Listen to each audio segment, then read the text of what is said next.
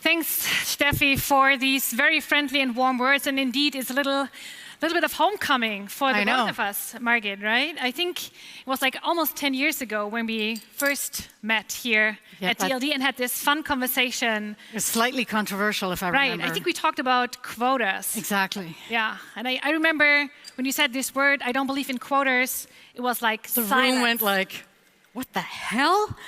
So yeah, it was not fun. Hopefully this happens today again. So talking about brands. The fun thing about brands is you have one whether you want it or not. The brand is really something, you know, the way people talk about you when you're not in the room. So tell us, Margit, how should companies, entrepreneurs, the many entrepreneurs you advised in Silicon Valley in your position at Andreessen Horowitz as an operating partner, or even earlier when you founded the Outcast agency, one of the leading marketing agencies, how should they think about this? Yeah, I think you put the nail on the head. Like, you have a reputation. If you just replace the word brand with reputation, you have one whether you want to or not. And when you leave the room, the stuff that people talk about you, that is your brand. So my advice would be to take control of that and determine what you want that to be. And that is true at a personal level, and it doesn't even have to apply to a CEO. Anyone who wants to manage a successful career, like, have a brand, like, know what that is and what you want it to be. And of course, that applies then to the company.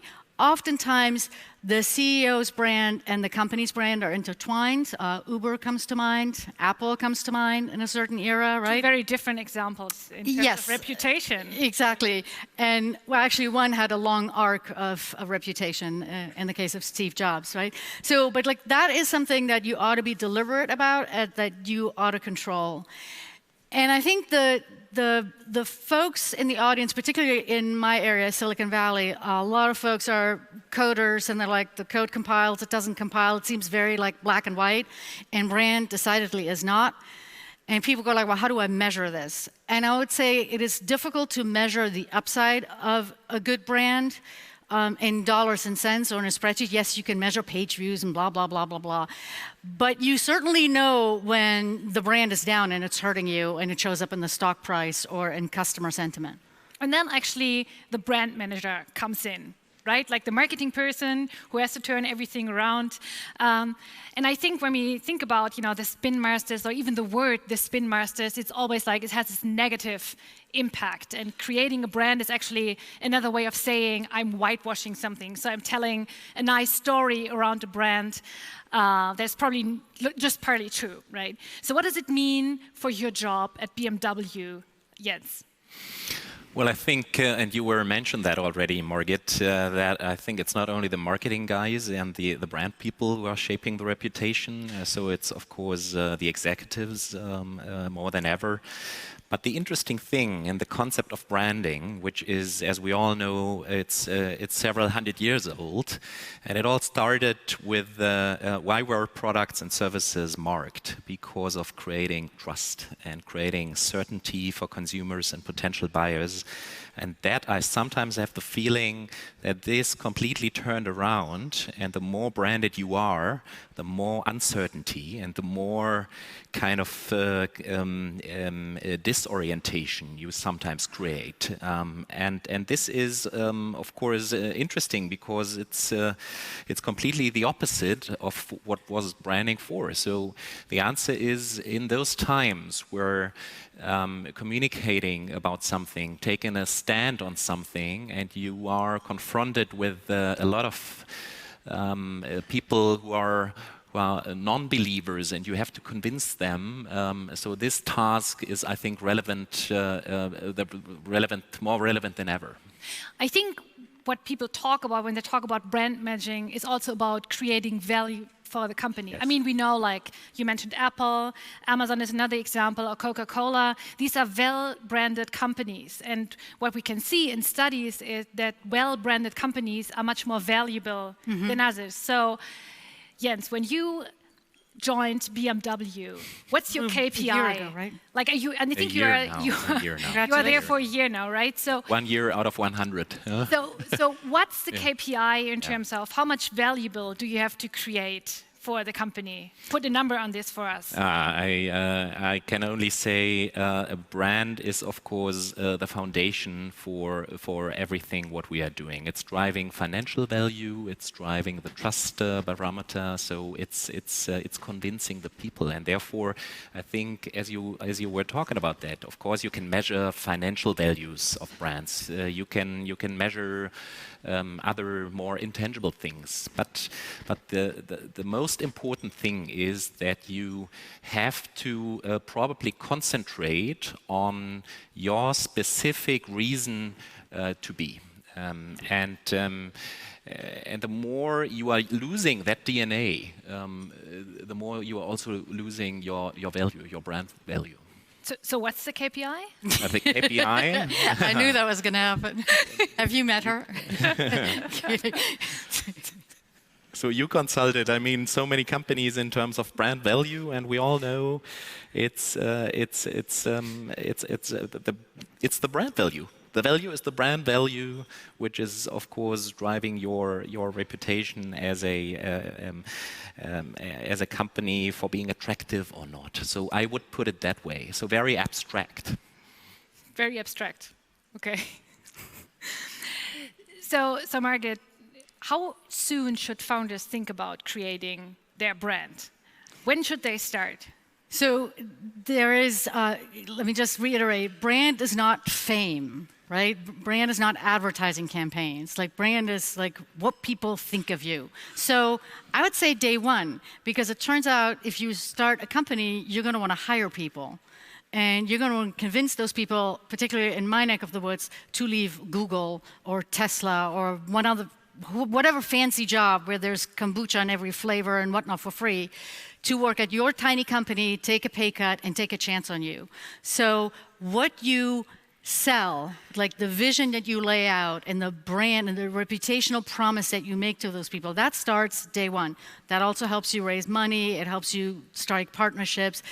But that does not mean you need to go spend money and hire a PR firm or a creative agency. It doesn't mean you need a logo right away. Of course, by the time you get to be that size, you have all of that in packaging. space. Yeah, so teams and teams and teams and budgets and whatnot. But like, you ought to think about your brand from day one. Like, how do you want to show up? Like, are you the kind of guy that's going to be late to a meeting, or kind of woman that's going to be late to a meeting every day? Are you the kind of person who says like, oh, this is how we treat each other, but then you don't do it? Like, all of that is brand. All of that is, it makes what people expect and think of you very, very important, and also creates the company culture that you want. Yes. Yeah, talking about such a big company, such as BMW, I mean, where do you start shaping the brand of such a huge, long legacy company? Of course, you are not starting from scratch onwards. So you have a certain legacy already. You have a story, what you told the people already, and now you have, of course, to walk through the jungle of disorientation. In automotive, I think it's the best example right now. So we all know what big invention, mobility, and especially the car, was to mankind from the very beginning, because it was a symbol for many people, literally for freedom, for self-determination.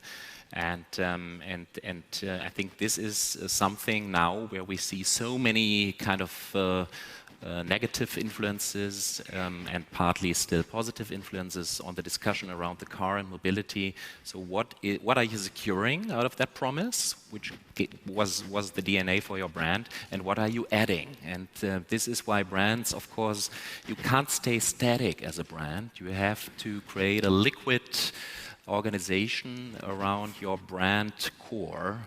Add something, put something away. And I think what's so fascinating about your business is that it is in such a transition, right? And from a brand point of view, you might go from a consumer brand to actually being a B2B brand, because if people are just getting a ride and not owning a car, do they care about the brand in the same way that they do today? Yeah. And today they care very much, but like tomorrow, like our entrepreneurs, they don't want to own a car. They just want to ride. They get into an Uber or a Lyft. And like, do they care whether that's a BMW or a Toyota? That's an open question, which makes your job just incredibly fascinating. Yeah, absolutely, and it's still not answered. I mean, you have to clearly find out what role do you want to play in that context. Yeah? The good thing is, I think, for car manufacturers overall, and it's not only related to BMW, so we still need platforms to move from A to B. And if you, for example, like BMW, have a very emotional brand positioning, you are owning, of course, the emotional side of that already. So right, but if you're selling to fleets, right, and that not is to people, changing. right? That's of course that's what you were mentioning in terms of being maybe at a certain time more a B2B brand. Right. I think it's a valuable question of how do you address this change in consumer behavior? And well, your ad dollars, your audiences, right? Like the features that people care about. Do they care about the ultimate driving machine, which by the way is a fabulous car, right? Or do they care about like how often do I have this maintenance, or who cleans how fast can I clean the car?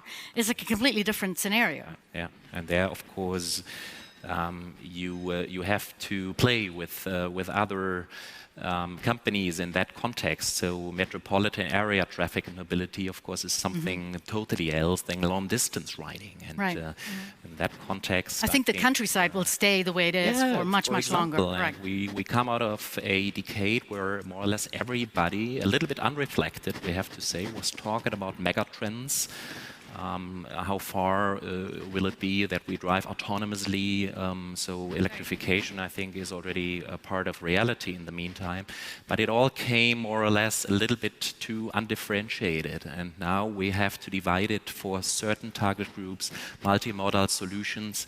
And in that context, what I mean with the brand has to adapt to, of course, a certain social need and social consciousness.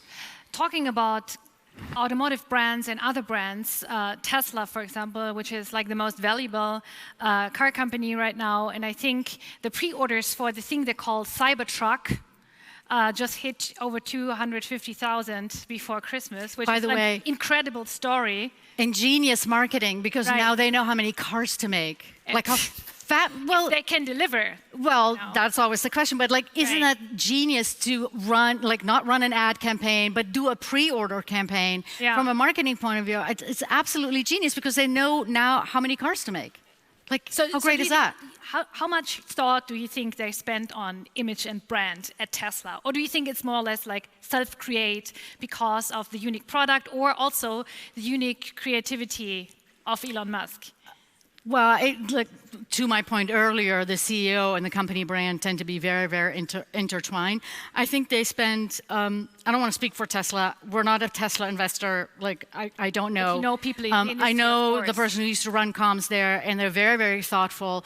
Now, Elon Musk is not your normal guy, right? So as much as a genius and like literally reviving the electric car industry, he also tussles with the SEC and has fun that way. But from a like marketing point of view, I think they do a genius job. This is just this Kickstarter thing is like just one example. Like it's so well done and cheap. Right.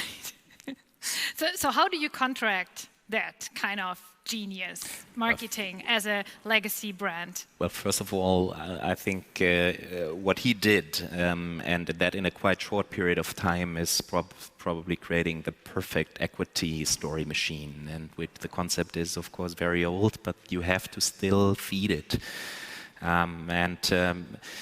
Brands are more and more, of course, to the people not only relevant in terms of rationales, as we all know, but you have to create that kind of love effect. And what Elon Musk is doing perfectly, he's creating that love feeling. So whatever is true or not in terms of contracts for the Cybertruck, and you ask that very concretely, I mean, the message is so great, and of course, on the other hand, it's easy if you just ask for $100 for a pre-contract, which is non-binding, and you don't even know whether it's delivered on that contract or not, and when. That is, of course, there you already see the difference between established companies and new companies. As an established company like BMW, you clearly have to deliver on your promise, and people are challenging you immediately. today, and it's not a question of years, it's in the meantime a question of months, and then the product has to be there. When it comes, for example, to Tesla, there's a lot of myth around the effect, is the car coming and when, and do I get one or not? So it's a great logic, of course. So it's not. Meanwhile, we keep talking about it. That's right. That's part of the genius of it. That's part of it. So how do you counteract that as a legacy company? How do we react on that? Yeah. Well, you can of course also come to a brand like BMW and pre-contract cars, which are coming in the next years. So no problem. Everybody still has that. It's part of the business. It's nothing which is new. But the storytelling approach, talking about that, put that more or less to the heart of your introduction of a service or of a car. That is new. And I think there we can learn a lot how to create, of course, that admiration for your business. So probably we can expect BMW delaying their cars. Maybe not. Pre-announced here. Yeah. Awesome. Absolutely.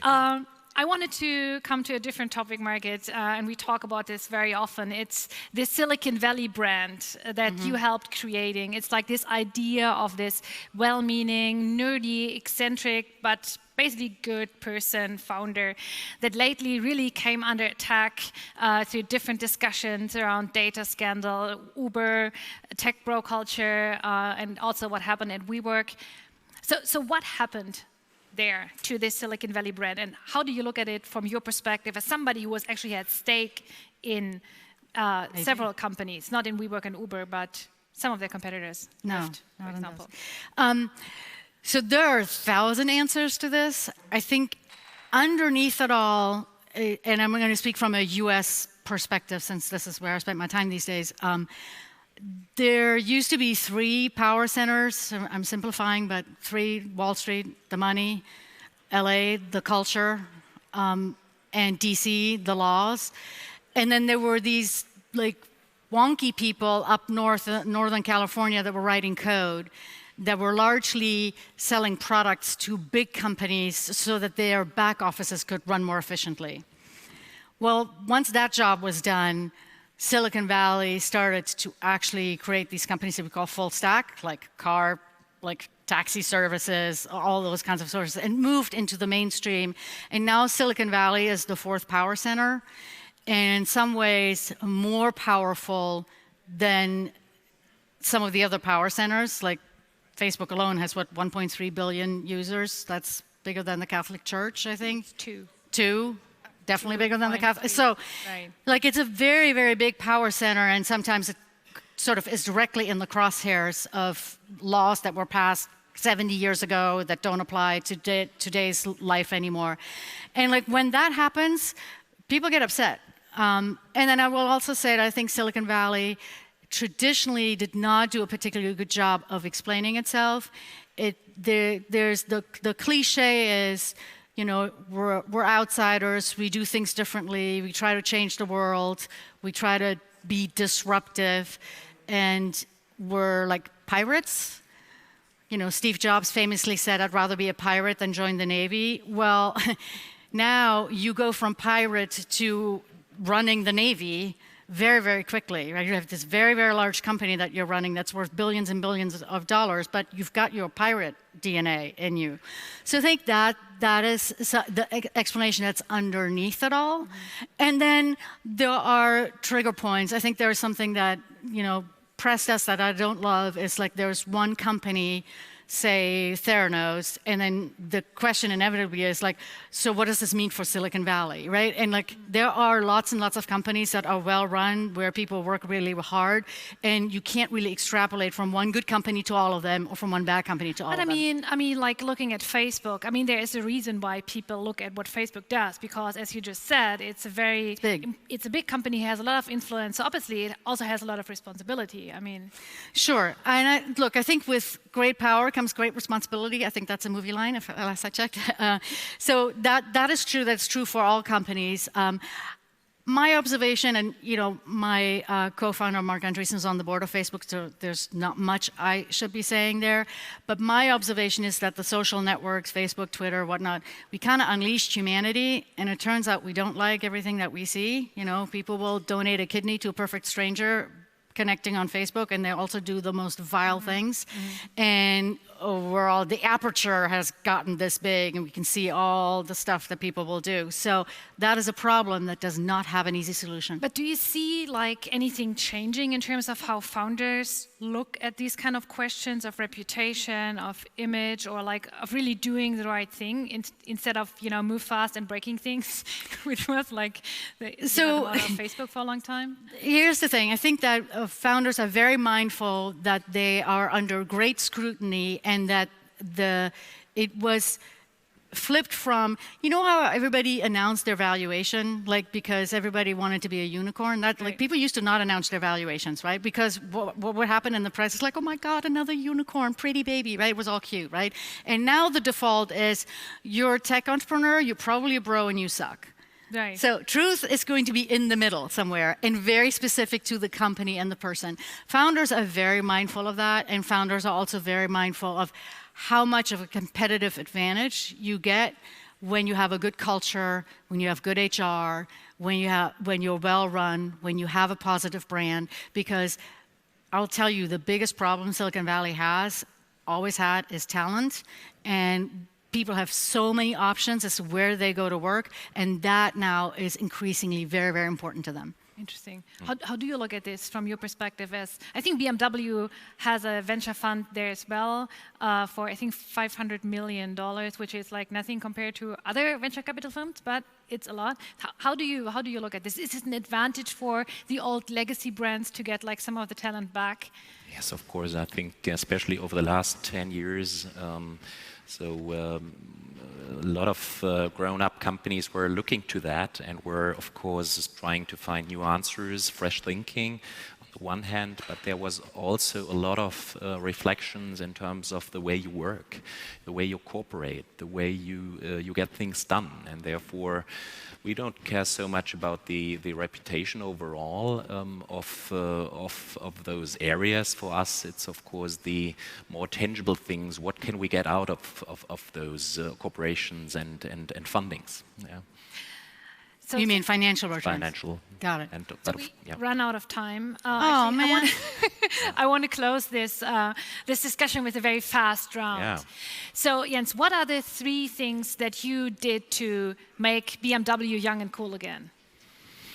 The 3 things. So I think, first of all, marketers have to reflect that pure advertising and telling stories to the people is not really the most interesting thing any longer. So your task goes deeper. So you are more or less at the heart of managing culture in the company, and in the heart of finding the right answers to what people should take out of your brand. And the danger is, and you see it in automotive in the last 5 years, that more or less everybody is telling you the same things.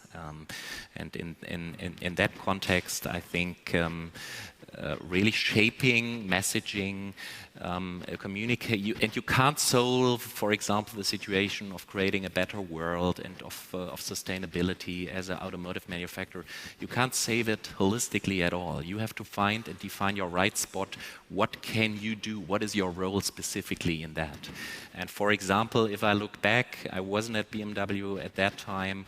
What was happening in whole automotive and beyond in the times where a sub-brand like BMW i was born, which is, by the way, in the meantime, already 10 years ago, that was dramatically changing industry perception. And I think now the main task is to create that momentum and that kind of energy again. And that's where what we are working on mainly, of course. Okay, we'll look forward to see more of that. Yeah. Margit, what are the 3 recommendations that you have for founders to present themselves and to position themselves well in the market? Have a big vision, because you're going to try to convince people to come work for you who have 1,000 options for other jobs. Be very real as to where you are on the path along that vision, so don't bullshit, but do have a big vision. And then try to really think about culture, brand, and how you run the company from the very, very early days, because I've been around for a while. There are good times, there are bad times. Culture, the way you deal with people, your employees and everybody else, is the ultimate competitive advantage. Done. Thanks guys, for the panel. Thanks Thank you, for the Margit. discussion.